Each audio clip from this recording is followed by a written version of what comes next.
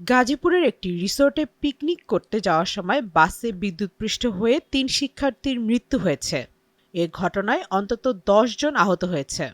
আজ ২৩ নভেম্বর সকাল ৮:৩০টায় শ্রীপুর উপজেলার তেলিহাটি ইউনিয়নের উদয়খালী গ্রামের স্থানীয় চায়না কারখানার সামনে এই দুর্ঘটনা ঘটে। মৃত শিক্ষার্থীর নাম সাকিব, মাহিন ও মোজাম্মেল। তারা সবাই গাজীপুরের বোর্ডবাজার এলাকার ইসলামিক ইউনিভার্সিটি অব টেকনোলজির ৩য় বর্ষের শিক্ষার্থী ছিলেন।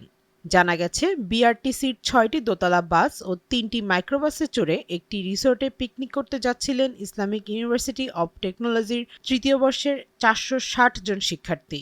ওয়ালটনের পণ্য কিনে জিতে নিতে পারেন নগদ ২০ লক্ষ টাকা। Double million offer! Walton fridge কিনে পেতে পারেন ২০ লক্ষ টাকা। রয়েছে কোটি কোটি টাকার নিশ্চিত উপহার।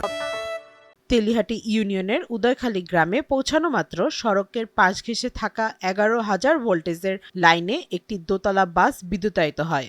তখন বিদ্যুৎস্পৃষ্ট হয়ে ঘটনাস্থলে ২ ছাত্র প্রাণ হারায়।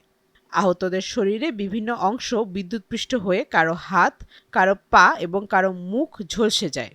প্রত্যক্ষদর্শীদের তথ্য অনুযায়ী ৫টি বাস চলে যাওয়ার পর সবশেষের বাসটি সড়কের পাশের ১১,০০০ ভোল্টেজের লাইনে বিদ্যুতায়িত হয়। তখন বাস থেকে ধোঁয়া বের হতে থাকলে ছাত্ররা চিৎকার শুরু করে। ৩ ছাত্র বাস থেকে নেমে যাওয়ার চেষ্টা করলে তাদের একজনের মৃত্যু হয়। অন্য ২ জনকে শুকনো বাঁশ দিয়ে উদ্ধারের চেষ্টা চালায় স্থানীয়রা। পরে বিদ্যুৎ অফিসে ফোন দিয়ে সংযোগ বন্ধ করানো হয়।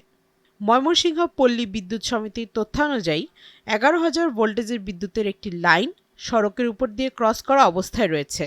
একটি বাসকে সাইড দিতে গিয়ে দোতলা বাসটি একটু হেলে পড়ায় বিদ্যুৎস্পৃষ্ট হয়ে এই দুর্ঘটনা ঘটেছে।